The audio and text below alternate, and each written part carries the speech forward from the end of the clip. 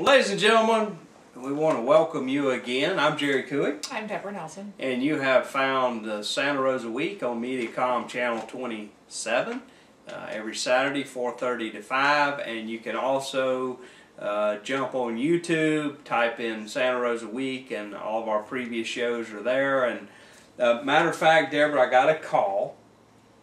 A fella from Navarre.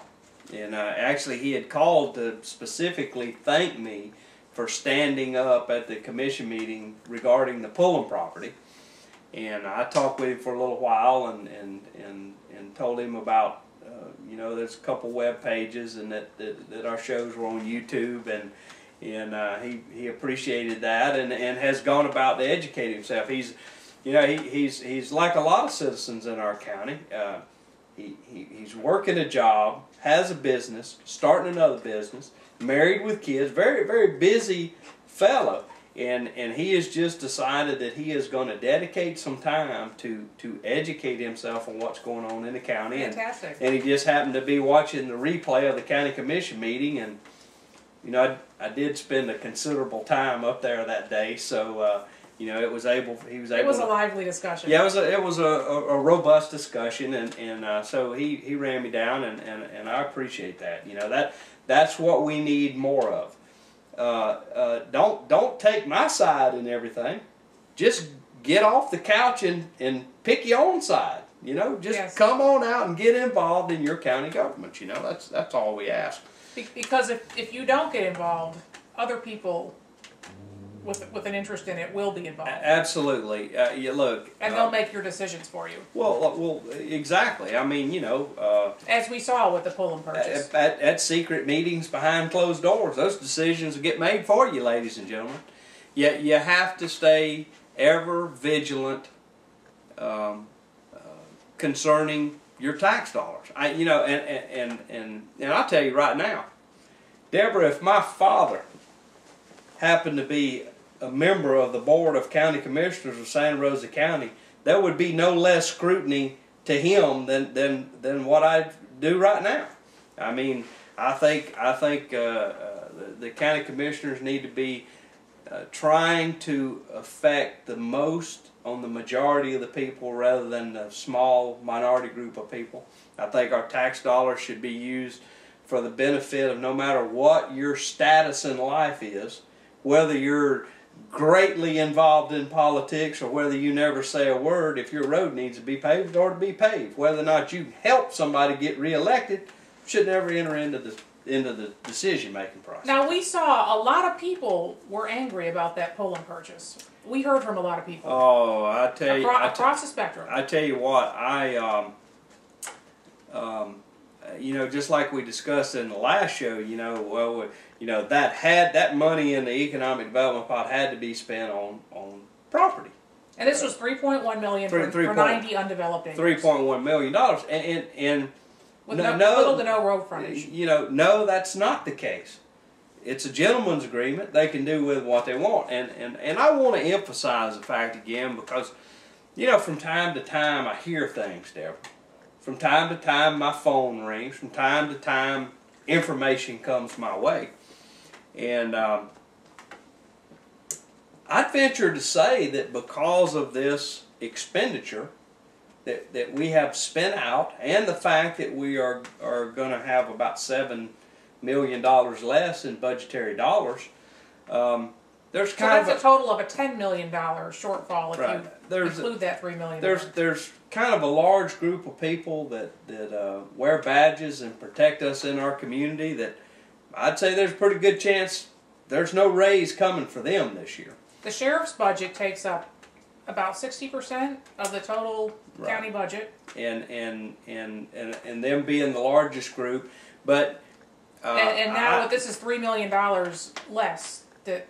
Exactly. And I look, I just want my law enforcement friends to know this. Don't believe it when the big three county commissioners tell you that money had to be spent for that property and it couldn't be spent for anything else. Don't believe it. Sometimes me and law enforcement have been on opposite sides of an issue, but I think we're going to be on the same side on this one. That was 100% up to their discretion on how they spent that money. They could do with it what they want to.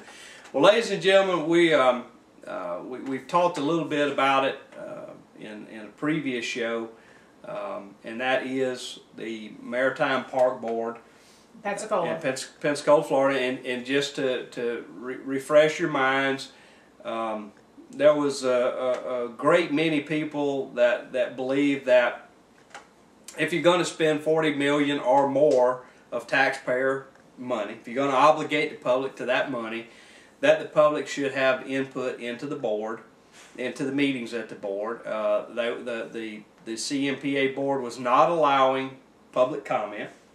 They weren't allowed to speak. Well, nobody was allowed to speak, and apparently one person was actually escorted out after an altercation of some sort. Deborah and I and several other concerned citizens went to a Pensacola City Council meeting to raise awareness of this issue. And you know, I'm going to say, because there's some people out there throwing rocks today over this stuff, every single member of the Pensacola City Council believed that the public should have input into how their money was going to be spent. And I think that is a powerful statement, especially for the Pensacola City Council, who is often split in three ways, going three different directions. They were all of them were unified on the fact that yes, we believe that the citizens should have impact, and took it to the step of had the city attorney send a letter to the chairman of the CMPA. And that's what it took. It took the city council actually telling the Maritime Park Board, you will allow public comment, right, before they would do it. And look, I'm gonna say this, and this is for any boards who think that they're allowing public comment. Public comment is not 30 minutes set aside before a meeting or 15 minutes at the end of a meeting. Okay? Because if you carry out your business in the middle of all of that and you don't allow citizens input or be able to object or support or anything, I don't believe you fulfilled, you know, the intent of what the Sunshine Law is trying to say there. Well, if you're talking about something and then you vote on it, and then the comment comes long after the vote, there's no point to the comment. Right, you get to have no input into it. So, because of all of that, because citizens weren't allowed to have input. And what they were specifically concerned about, or a specific concern, was that the park was being designed without conforming to federal disability requirements. Right, absolutely. There's a concern that the road that is going to lead around the perimeter just does not allow for somebody in a wheelchair. You know, the thing that surprised me about that argument, Deborah, and honest to goodness, this is a retired federal judge who's the chairman of the CMPA board. Of all things that he should understand is that he should know that if they build a facility that does not meet spec across that entire 3 or 4 acres, whatever it is, that there will be a lawsuit, and whoever files the lawsuit in federal court will win, and the park will have to be redone to meet those standards. I mean, I firmly believe that the citizens' $40 million on the you know, laid down on the table, or to allow them to have any kind of input they want. That specific issue most assuredly should have been recognized by a retired federal judge, and